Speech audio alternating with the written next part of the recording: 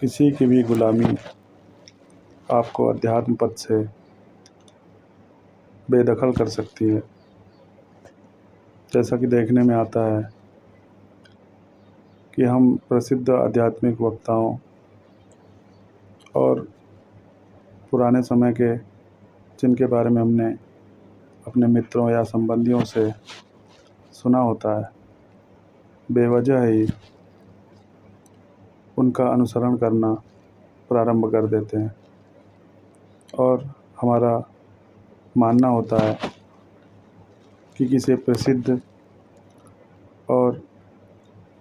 Famous जो व्यक्तित्व होते हैं उनका अंध अनुसरण करके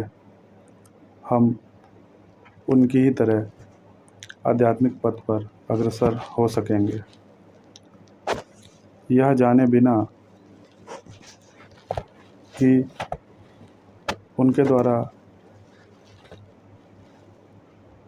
जिन बातों को कहा गया है वह सत्य के निकट भी हैं या नहीं,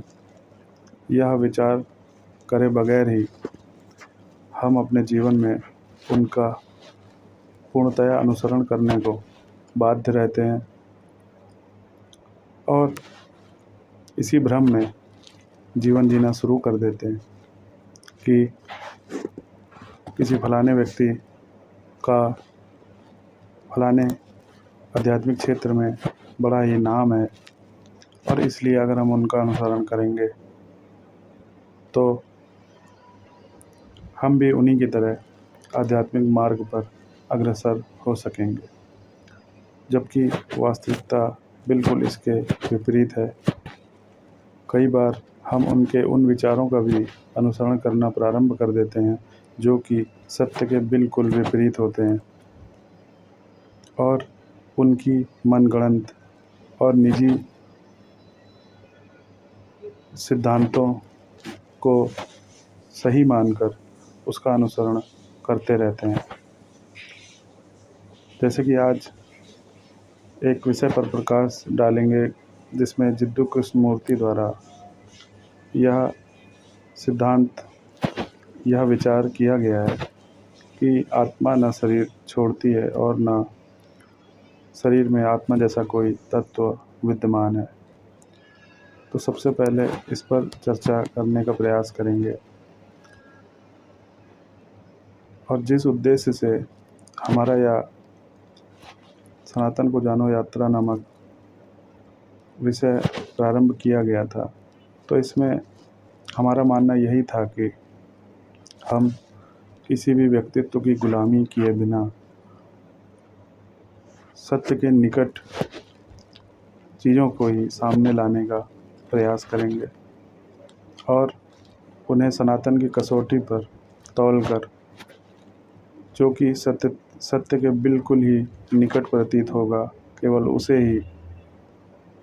सामने लाने का काम करेंगे। तो जैसा कि जिद्दू कृष्णमूर्ति द्वारा यह कहा जा रहा है कि आत्मा न शरीर छोड़ती है न शरीर में प्रवेश करती है, तो यह बिल्कुल ही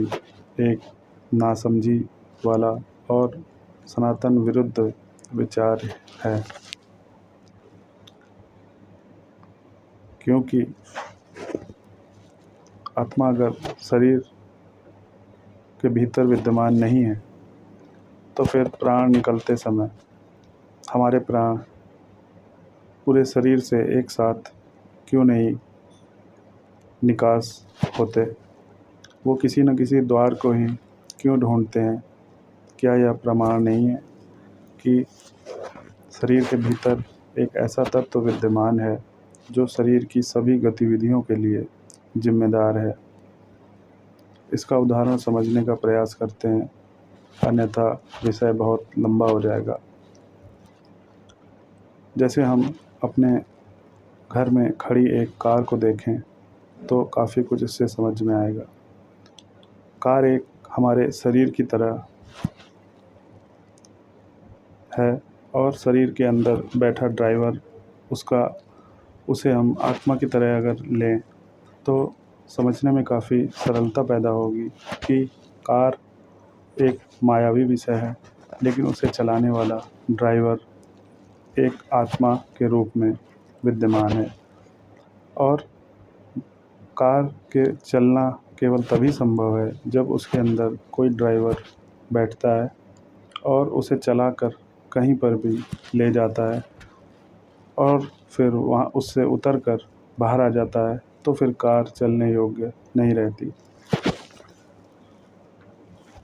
तो आत्मा का भी कुछ कुछ शरीर के भीतर यही कार्य है कि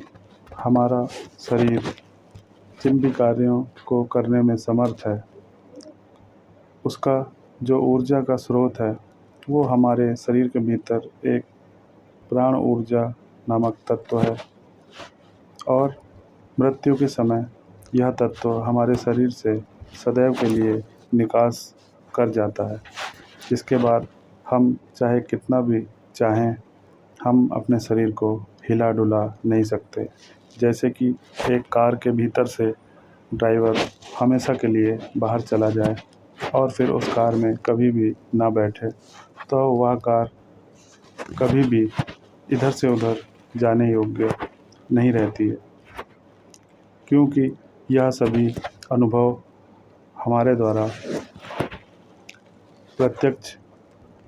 किए गए हैं। इसलिए हम यह दावा करने में समर्थ हैं कि चिद्दू कृष्णमूर्ति द्वारा जो आत्मा पर अपने यह विचार है वो बिल्कुल ही असत्य और सनातन विरोधी है।